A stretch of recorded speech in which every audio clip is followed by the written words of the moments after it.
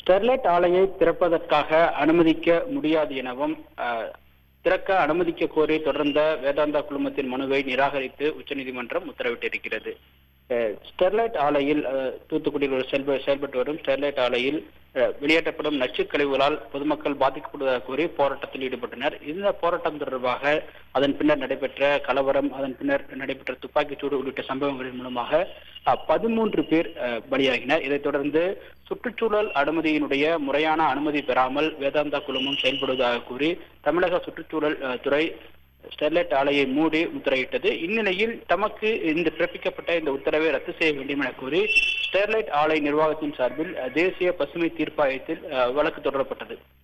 இந்த வழக்கை விசாரித்த தேசிய பசுமை தீர்ப்பாயம் ஓய்வு பெற்ற உயர்நீதிமன்ற தலைமை நீதிபதி தலைமையில் ஒரு குழுவை அமைத்தது. அந்த குழு தன்னுடைய விசாரணை அறிக்கையை தாக்கல் செய்யும்படி உத்தரவிட்டது. அதன் அடிப்படையில் ஓய்வு பெற்ற நீதிபதி தன்னுடைய விசாரணை அறிக்கையில் ஸ்டெர்லைட் ஆலைக்கு போதுமான வாய்ப்புகள் கொடுக்கப்படாமல் இந்த சீல் வைக்கப்பட்டிருப்பதாகவும், எனவே உடனடியாக இந்த சீலை அகற்றப்பட வேண்டும் எனவும், மேலும் மாசு கட்டுப்பாடுகள் தொடர்பாக உரிய முறையிலான விளக்கங்களை ஸ்டெர்லைட் நிர்வாகத்திடம் பெற வேண்டும் எனவும், அவ்வாறு பெறப்பட்ட பிறகு ஆலையை மூடுவது தொடர்பாக உத்தரவிட வேண்டும் எனவும், எனவே துண்டிக்கப்பட்ட மின் இணைப்பை உடனடியாக சீர் செய்ய தமிழக அரசுக்கு உத்தரவிட வேண்டும் எனவும் தன்னுடைய அறிக்கையில் தெரிவித்திருப்பது. இந்த அறிக்கையை தொடர்ந்து தேசிய பசுமை தீர்ப்பாயம் உடனடியாக ஆலையை செயல்பட அனுமதிக்க வேண்டும் என உத்தரவிட்டது. இந்நிலையில் இந்த உத்தரவை எதிர்த்து தமிழக அரசின் சார்பில் சென்னை உயர்நீதிமன்றத்தினுடைய மதுரை கிளையில் வழக்கு தொடரப்பட்டது. அந்த வழக்கை விசாரித்த சென்னை உயர்நீதிமன்ற மதுரை கிளை ஸ்டெர்லைட் ஆலை நிர்வாகம் தொடர்பாக தற்போதைய நிலையை தொடர வேண்டும் எனவும், ஆலையை திறப்பதற்கான அனுமதிக்க முடியாது எனவும் தெரிவிக்கப்பட்டிருந்தது. இந்நிலையில் இந்த உத்தரவை எதிர்த்து மதுரை உயர்நீதிமன்றத்தினுடைய உத்தரவை எதிர்த்து வேதாந்தா நிறுவனத்தின் சார்பில் உச்சநீதிமன்றத்தில் மேல்முடிவு செய்யப்பட்டது. அந்த வழக்கில் ஆஜராகி இருந்த உச்சநீதிமன்றத்தில் ஆஜராகியிருந்த வேதாந்தா குழுமத்தின் தரப்பு வழக்கறிஞர் ஆர்யா சுந்தரம், இந்த வழக்கு என்பது தங்களுக்கான போதிய வாய்ப்புகளை ஏற்படுத்தப்படாமல் ஆலை நிர்வாகத்தை மூடியிருப்பதாகவும், மேலும் மாசு ஏற்படுவதற்கான பூர்வாங்க அல்லது ஆதாரப்பூர்வமான தகவல் எதையும் மாசு கட்டுப்பாட்டு வாரியம் தெரிவிக்கவில்லை எனவும், எனவே இந்த அடிப்படையில் மூடி முத்திரையிடப்பட்ட அந்த இதை ரத்து செய்ய வேண்டும் எனவும், மேலும் ஆலைக்கு வழங்கப்பட்டிருந்த மின் இணைப்பை துண்டிக்கப்பட்ட அந்த உத்தரவை ரத்து செய்து மீண்டும் ஆலைக்கு மின் இணைப்பை வழங்க உத்தரவிட வேண்டும் எனவும் வாதிடப்பட்டது. தமிழக அரசின் சார்பில் ஆஜராகியிருந்த வழக்கறிஞர் ஆலை செயல்படுவது தொடர்பாக ஏற்கனவே மாசு கட்டுப்பாட்டு வாரியம் அளித்த விதிமுறைகளை முறையாக செயல்படவில்லை எனவும், எனவே ஆலையை மூடி பிறப்பிக்கப்பட்ட உத்தரவை உறுதி செய்ய வேண்டும் எனவும், பசுமை தீர்ப்பாயத்தின் உத்தரவை நிராகரிக்க வேண்டும் எனவும் வாதிடப்பட்டது. அனைத்து தரப்பு வாதங்களுக்கு பிறகும் தீர்ப்பை தள்ளி வைத்திருந்த உச்சநீதிமன்றம் இன்று தீர்ப்பளித்தது. அந்த வழக்கில் ஸ்டெர்லைட் ஆலை விவகாரத்தில் தற்போதைய நிலையில் ஆலையை திறக்க அனுமதிக்க முடியாது எனவும், ஸ்டெர்லைட் ஆலை விவகாரம் தொடர்பாக ஆலை நிர்வாகம் உயர்நீதிமன்றத்தை நாட அறிவுறுத்தப்பட்டிருக்கிறது. மேலும் தற்போதைய நிலையில் ஸ்டெர்லைட் ஆலை தொடர்பான அனைத்து வழக்குகளையும் உயர்நீதிமன்றத்திற்கு மாற்றுவதாகவும், உயர்நீதிமன்றம் தன்னுடைய வழக்குகளை உரிய முறையில் விசாரித்து தீர்வு காண வேண்டும் எனவும் நீதிமன்றம் உத்தரவிட்டிருக்கிறது. ஆர்த்தி ஆனந்த், ஸ்டெர்லைட் ஆலையை திறக்க தேசிய பசுமை தீர்ப்பாயம் அனுமதித்திருந்த நிலையில் அந்த உத்தரவையும் உச்சநீதிமன்றம் தற்போது ரத்து செய்திருக்கிறது. இதைத் தொடர்ந்து தேசிய பசுமை தீர்ப்பாயம் என்ன மாதிரியான நகர்வுகளை முன்னெடுக்க வாய்ப்பிருக்கிறது? தற்போதைய நிலையில் தேசிய பசுமை தீர்ப்பாயத்தில் ஏற்கனவே ஆலையை திறப்பதற்கு அனுமதிக்க உத்தரவிடப்பட்டிருந்தது. அந்நிலையில் தேசிய பசுமை தீர்ப்பாயத்தினுடைய உத்தரவின் அடிப்படையில் ஓய்வு பெற்ற தலைமை நீதிபதி உயர்நீதிமன்றத்தினுடைய தலைமை நீதிபதி தலைமையில் விசாரணை ஆணையம் அமைக்கப்பட்டது. அவர் பல்வேறு கட்ட விசாரணை நடத்தி ஆலைக்கு அனுமதி வழங்கியதில் மீண்டும் திறப்பதற்கு அனுமதி வழங்க வேண்டும் எனவும், ஆலையை மூடுவதற்கு முன்னர் பிறப்பிக்கப்பட்ட உத்தரவில் ஒருதலை பட்சமாக இருப்பதாகவும், ஆலை நிர்வாகம் தொடர்பாக அல்லது ஆலையினுடைய கருத்துக்களை பெறாமல் ஆலை மூடப்பட்டிருப்பதாகவும், எனவே இந்த உத்தரவை ஏற்றுக்கொள்ளக்கூடாது எனவும் தெரிவிக்கப்பட்டிருந்தது. அதன் அடிப்படையில் தேசிய பசுமை தீர்ப்பாயம் போதுமான வாய்ப்புகளை ஆலை நிர்வாகத்திற்கு வழங்க வேண்டும் எனவும், துண்டிக்கப்பட்ட மின் இணைப்புகளை உடனடியாக வழங்க வேண்டும் எனவும் தெரிவித்து ஆலையை செயல்பட உத்தரவிட்டது. கடந்த சில மாதங்களுக்கு முன்னர் உத்தரவிட்டது. இந்த உத்தரவை எதிர்த்துத்தான் தமிழக அரசின் சார்பில் சென்னை உயர்நீதிமன்றத்தினுடைய மதுரை கிளையில் வழக்கு தொடரப்பட்டது. அந்த வழக்கை விசாரித்த மதுரை உயர்நீதிமன்றம் ஆலையை செயல்படுவதற்கு அனுமதிக்க முடியாது எனவும், தற்போது உள்ள நிலையை தொடர வேண்டும் என உத்தரவிடப்பட்டிருந்தது. இந்நிலையில் உச்சநீதிமன்றம் தன்னுடைய இன்று பிறப்பித்த தன்னுடைய உத்தரவில் ஆலையை செயல்பட அனுமதிக்க முடியாது எனவும், ஆலையை திறப்பதற்கும் மின் இணைப்புகளை வழங்க வேண்டும் என்ற தேசிய பசுமை தீர்ப்பாயத்தின் உத்தரவை ஏற்க முடியாது எனவும் ஆலைக்கான மின் இணைப்பை வழங்க அனுமதிக்க முடியாது எனவும் தெரிவித்த நீதிமன்றம் இது தொடர்பான வழக்குகளை உயர்நீதிமன்றம் விசாரிக்கலாம் என தெரிவித்து வழக்கை உயர்நீதிமன்றத்திற்கு மாற்றி உத்தரவிட்டிருக்கிறார் ஆர்த்தி. ஆனந்த், ஸ்டெர்லைட் ஆலையை ஆய்வு செய்து நீதிபதி தருண் அகர்வால் தலைமையிலான குழு ஒரு அறிக்கையை சமர்ப்பித்திருந்தது. அது இங்குள்ள சூழலுக்கு முரண்பட்டதாக இருப்பதாக தமிழக அரசு தரப்பில் வாதம் முன்வைக்கப்பட்டது. அந்த அறிக்கை குறித்த விவரங்கள் இருக்கிறதா? நிச்சயமாக ஆர்த்தி.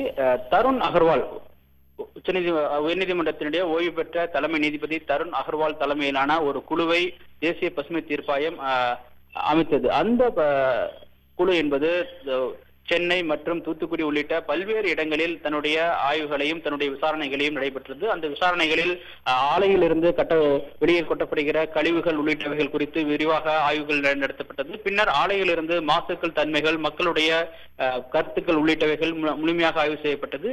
அதன் பிறகு தருண் அகர்வால் தேசிய பசுமை தீர்ப்பாயத்தில் ஒரு அறிக்கை ஒன்றை தாக்கல் செய்தார். அந்த அறிக்கையில் அவர் என்ன தெரிவித்திருந்தார் என்றால், ஆலையை செயல்படுவதற்கு முன்னர் அவர்கள் மாசு கட்டுப்பாட்டு வாரியம் விதித்திருக்கிற நிபந்தனைகளை பூர்த்தி செய்யவில்லை என்பது தொடர்பாக ஆலை நிர்வாகத்திற்கான அந்த உத்தரவில் எந்தவிதமான முழுமையான தகவலும் இல்லை. மேலும் ஆலையை மூடுவதற்கு முன்னர் தமிழக மாசு கட்டுப்பாட்டு வாரியம் பிறப்பித்த உத்தரவில் ஆலையின் தரப்பில் இருந்து எந்தவிதமான விளக்கத்தையும் கேட்காமல் ஒருதலை பட்சமாக ஆலையை மூடியிருக்கிறார்கள், மின் இணைப்பை துண்டித்திருக்கிறார்கள். மேலும் மாசு கட்டுப்பாட்டு ஏற்படுத்தப்பட்டுள்ளது என்பது தொடர்பான விளக்கத்தை ஆலை நிர்வாகத்திடமிருந்து பெறவில்லை. மேலும் இவர்கள் இந்த அளவிற்கு மாசை ஏற்படுத்தியுள்ளார்கள் என்பது தொடர்பான விளக்கத்தையும் ஆலை நிர்வாகத்திடமிருந்து முழுமையாக பெறப்படாமல் ஒருதலை பட்சமாகவே அரசினுடைய உத்தரவு இருப்பதாகவும், எனவே ஆலையை மீண்டும் திறப்பதற்கு அனுமதிக்க வேண்டும் எனவும், அதே போன்று ஏற்கனவே அந்த மாசுக்கள் தொடர்பாக ஆய்வுகள் மேற்கொள்ள வேண்டும் எனவும், புதிதாக மாசு கட்டுப்பாட்டு வாரியம்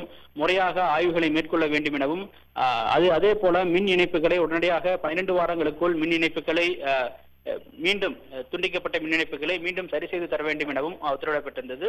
அந்த கோரிக்கை, அதாவது தருண் அகர்வால் அவர்கள் அளித்த அந்த பரிந்துரைகளின் அடிப்படையில் தேசிய பசுமை தீர்ப்பாயம் ஆலையை மீண்டும் திறப்பதற்கு அனுமதி அளித்து அண்மையில் உத்தரவிட்டிருந்தது. ஆர்த்தி. ஆனந்த், இந்த வழக்கில் சென்னை உயர்நீதிமன்றத்தை அணுக வேதாந்தா நிறுவனத்திற்கு உச்சநீதிமன்றம் அறிவுறுத்தியிருக்கிறது. வேதாந்தா நிறுவனம் சென்னை உயர்நீதிமன்றத்தை அணுகும் பட்சத்தில் தமிழக அரசின் நகர்வு என்னவாக இருக்கும்? அதோடு இந்த தீர்ப்பின் விவரங்களை முழுமையாக பதிவு செய்யுங்க ஆனந்த். இந்த வழக்கை பொறுத்தவரை தற்போது உச்சநீதிமன்றம் பிறப்பித்திருக்கிற உத்தரவில் என்பது ஸ்டெர்லைட் ஆலையை மீண்டும் திறக்க வேண்டும் என்ற கோரிக்கையை நிராகரிப்பதாகும். ஏற்கனவே திறக்க வேண்டும் என்ற வேதாந்தா குழுமத்தினுடைய மனுவை தள்ளுபடி செய்வதாகவும் தெரிவித்த நீதிபதிகள், தற்போதைய நிலையில் ஸ்டெர்லைட் நிர்வாகம் தொடர்பாக அனைத்து வழக்குகளையும் உச்சநீதிமன்றம் சென்னை உயர்நீதிமன்றமே விசாரிக்கும் எனவும் தெரிவிக்கப்பட்டிருந்தது. இதன் அடிப்படையில் இந்த வழக்குகளை சென்னை உயர்நீதிமன்றத்தினுடைய மதுரை கிளை தான் விசாரிக்கும் என தெரிகிறது. ஏனென்றால் சட்ட வரையறைக்குள் தூத்துக்குடி மாவட்டத்தினுடைய சட்ட வரையறை என்பது மதுரை உயர்நீதிமன்றத்தின் கிளையில் வருவதால் உடனடியாக மதுரை கிளையே இந்த வழக்கையும் விசாரணைக்கு எடுத்துக் கொள்ளப்படும். அவ்வாறு மதுரை உயர்நீதிமன்றத்தினுடைய கிளையில் விசாரணைக்கு வரும்பொழுது தமிழக அரசின் சார்பில் என்ன மாதிரியான வாதங்கள் வைக்கப்படும் என்றால், இந்த ஆலை என்பது ஸ்டெர்லைட் ஆலையின் மூலமாக வெளியேறப்படுகிற அந்த நச்சுத்தன்மை என்பது பொதுமக்களுக்கு பாதிப்பை ஏற்படுத்துகிறது என்பதும், மேலும் ஏற்கனவே ஸ்டெர்லைட் ஆலை இயங்குவதற்கு முன்னர் மாசு கட்டுப்பாட்டு வாரியம் அனுமதி அளித்த அல்லது அனுமதித்திருந்த அந்த உத்தரவுகளை ஸ்டெர்லைட் நிர்வாகம் முறையாக பின்பற்றவில்லை எனவும், ஆலையிலிருந்து வெளியேற்றப்படும் கழிவுகளையும் ஆலை கழிவுகளையும் முறையாக அப்புறப்படுத்தவில்லை எனவும், எனவே அதன் அடிப்படையில் ஸ்டெர்லைட் ஆலை இயங்குவதற்கு தடை விதிக்கப்பட்டதாகவும், மேலும் பொதுமக்களுடைய அச்சங்களை போக்கும் விதமாகவும் தொடர்ந்து ஸ்டெர்லைட் ஆலையினுடைய அந்த நடவடிக்கைகளின் ஏற்கனவே மாசு கட்டுப்பாட்டு வாரியம் அளித்திருந்த உத்தரவுகள் மற்றும் வழிகாட்டு நெறிமுறைகளை ஸ்டெர்லைட் ஆலை நிர்வாகம் முறையாக பின்பற்றவில்லை. எனவே அதன் அடிப்படையிலே ஸ்டெர்லைட் ஆலை நிர்வாகத்தை நாங்கள் மூடியிருப்பதாகவும், இதில் எந்தவிதமான சட்ட விதிமுறை மீறலும் இல்லை எனவும் தான் தன்னுடைய வாதங்களை தமிழக அரசு உயர்நீதிமன்றத்தில் வைக்கும். ஆனால் ஸ்டெர்லைட் நிர்வாகத்தின் சார்பில் தங்களுக்கான வாய்ப்புகள் முறையாக வழங்கப்படவில்லை என்கின்ற ஒரு காரணத்தை வைத்துக் கொண்டும் மீண்டும் அவர்கள் உயர்நீதிமன்றத்தில் தங்களுடைய வாதத்தை எடுத்து வைப்பார்கள் என தெரிகிறது ஆர்த்தி. ஆனால் எது எப்படி இருந்தாலும் தற்போதைய உச்சநீதிமன்றம் நீதிபதிகள் தங்களுடைய தீர்ப்பில் உடனடியாக ஆலையை திறக்க வேண்டும் என்ற ஸ்டெர்லைட் நிர்வாகத்தினுடைய கோரிக்கையை நிராகரிப்பதாகவும் அவர்களுடைய அந்த கோரிக்கைக்கு அனுமதிக்க முடியாது எனவும் ஸ்டெர்லைட் ஆலையை திறக்க தடை விதிப்பதாகவும் தெரிவித்தனர். மேலும் ஸ்டெர்லைட் ஆலையை திறக்க அனுமதி அளித்த பசுமை தீர்ப்பாயத்தின் உத்தரவை ரத்து செய்வதாகவும் அதற்கு தடை விதிப்பதாகவும் நீதிபதிகள் உத்தரவிட்டனர். மேலும் அனைத்து வழக்குகளையும் ஸ்டெர்லைட் ஆலையை திறப்பது தொடர்பான அனைத்து வழக்குகளையும் உயர்நீதிமன்றத்தை அணுகி உரிய முறையில் நிவாரணம் பெற்றுக் கொள்ளலாம் எனவும் நீதிபதிகள் தெரிவித்திருக்கிறார்கள். ஆர்த்தி.